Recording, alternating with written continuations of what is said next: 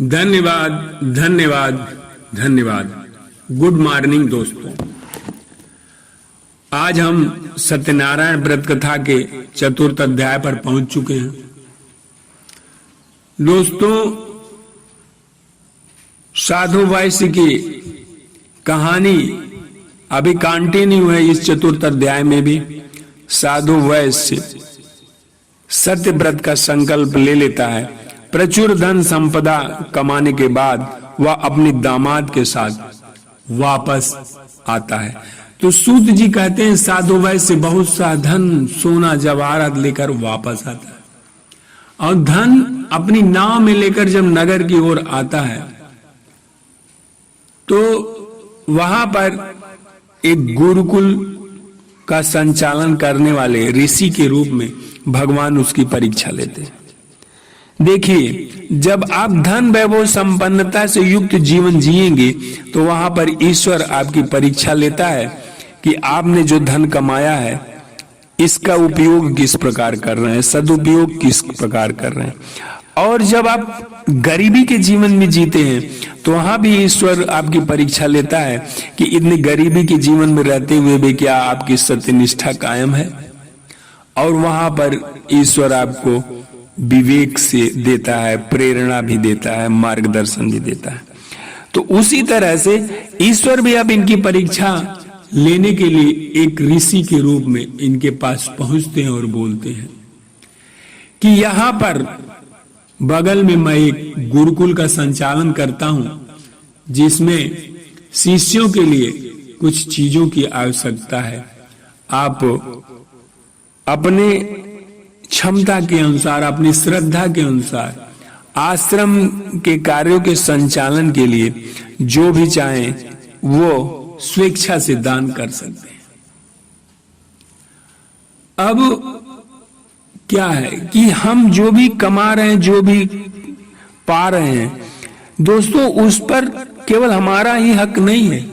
हमारे पास जो भी पैसा आता है उस पर समाज का हक है, उस पर गांव का हक है, उस पर देश का हक है, उस पर परिवार का हक है। कई लोगों का भाग्य उस पैसे के साथ जुड़ा होता है, कई लोगों के भाग्य से वो पैसा आप कमाते हैं। आचार्य चाणक्य जब तक्षशिला विश्वविद्यालय के कुलपति थे, देश के संपन्न व्यक्ति तथा राजा लोग उनकी आर्थिक सहायता करते थे। आवश्यकता पड़ने पर आचार्य स्वयं भी संपन्न व्यक्ति को सूचना देकर धन मंगा लेते थे। एक शिष्य ने शंका की, आचार्य प्रवर, आप परीक्षा के रूप में लोगों से धन की याचना करते हैं। चाणक्य ने कहा, नहीं, बस हम राष्ट्र हित के लिए कार्य कर रहे हैं। बड़े कार्य अनेक व्यक्तियों को सहयोग से ही चलते हैं। हमारे पास जो है वह हम लगा रहे हैं। अन्य भावनाशीलों के पास भगवान का दिया हुआ बहुत कुछ है, उन्हें प्रेरित करके श्रेष्ठ कार्य में उनके साधन लगवा देना भी पूर्ण है। मतलब क्या है कि यदि आपके पास धन वैभव नहीं है और आप किसी को प्रेरित करते हैं, किसी का सहयोग करने के लिए, तो ये भी पूर्ण है। कर्ण का नाम दानवीरों में बहुत सम्मान से लिया जाता है, और कर्ण सत्कार्य के लिए मांगने वालों का कभी भी असहयोग नहीं किया, कभी किसी को निराश नहीं लौटाता था। वो हमेशा लोगों का सहयोग करता ही करता। कृष्ण ने उसकी श्रेष्ठता को विश्वास कराने के लिए 2 बार कर्ण को कसौटी पर कसा। एक बार एक ब्राह्मण को वर्षा ऋतु में यज्ञ के लिए सूखी चंदन की लकड़ी लेने के लिए उन्होंने भेजा। पहले युधिष्ठिर के पास भेजा, उन्होंने 1-2 दिन में व्यवस्था करने का समय दिया। फिर उन्होंने कर्ण के पास भेजा, किंतु कर्ण ने सूखी लकड़ी न मिलने पर अपने भवन के चंदन के किवाड़ फाड़कर उसे तुरंत दे दिए। और दूसरी बात, जब कर्ण युद्ध भूमि में अंतिम श्वास ले रहा था, कृष्ण और अर्जुन ब्राह्मण के वेश में पहुंचे और सोने की मांग की। कर्ण ने उस स्थिति में भी अपना दांत तोड़कर उस पर मड़ा सोना निकाल कर दिया था।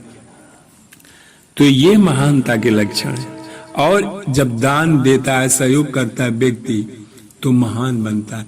राक्षसों के वध के लिए दधीचि जी ने अपनी हड्डियां दान कर दी।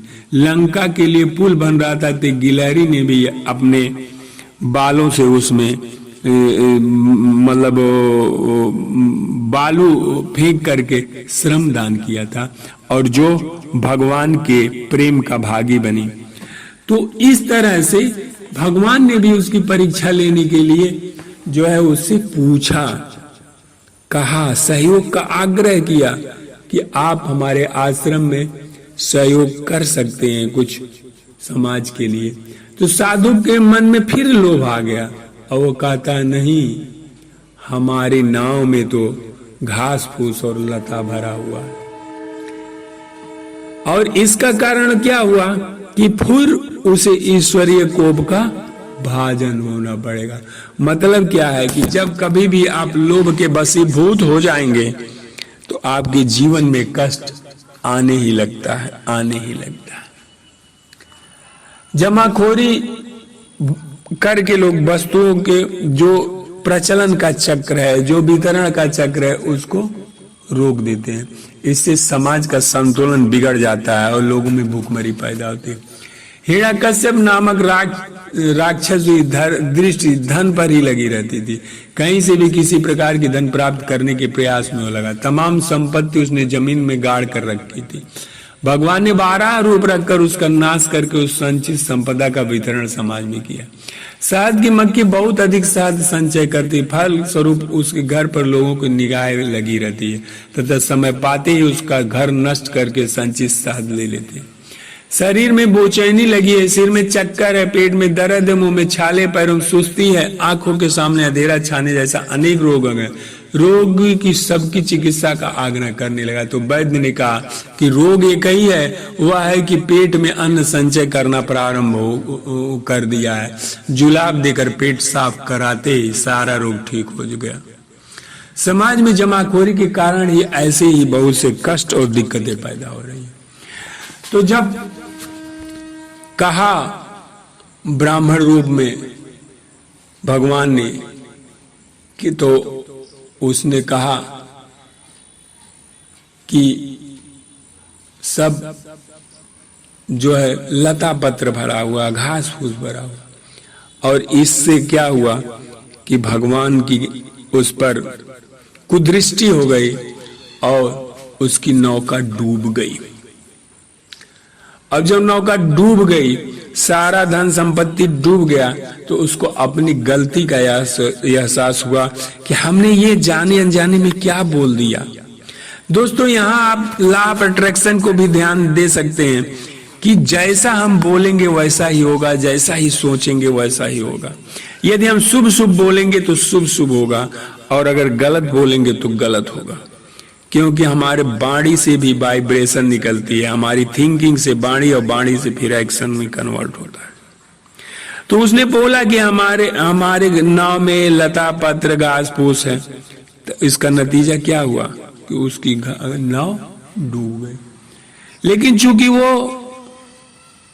समाज का पैसा था, देश का पैसा था और समाज के उपयोग में आना था, तो जब वैश्य को अपनी गलती का एहसास हुआ तो उसने फिर भगवान से प्रार्थना किया कि प्रभु हमें क्षमा करे और मेरा कल्याण करे। फिर जन सहयोग से उस नाव को बाहर निकाला गया और उससे जब कहा गया निकालने के बाद, तो साधु को अपने भूल का एहसास हो चुका था, साधु वैश्य को। इसलिए उसमें से जो है उसने एक निश्चित मात्रा, एक निश्चित अंश आश्रम के सहयोग के लिए दिया और ब्राह्मण वेशधारी ऋषि से वो प्रार्थना किया और क्षमा मांगा। और उसके बाद पूरा जीवन वो सत्य निष्ठा से सत्य व्रत का पालन करते हुए जीने लगा। तो जब भी हम सत्य के मार्ग पर चलेंगे तो उसका फल मिलना ही मिलना है। कोई भी रुकावट उसको रोक नहीं सकती, उसके मार्ग में बाधा नहीं बन सकती। दोस्तों, हरि ओम तत्सत। नारायण नारायण। यहाँ पर चतुर्थ अध्याय सत्यनारायण व्रत का पूर्ण हुआ। धन्यवाद धन्यवाद धन्यवाद।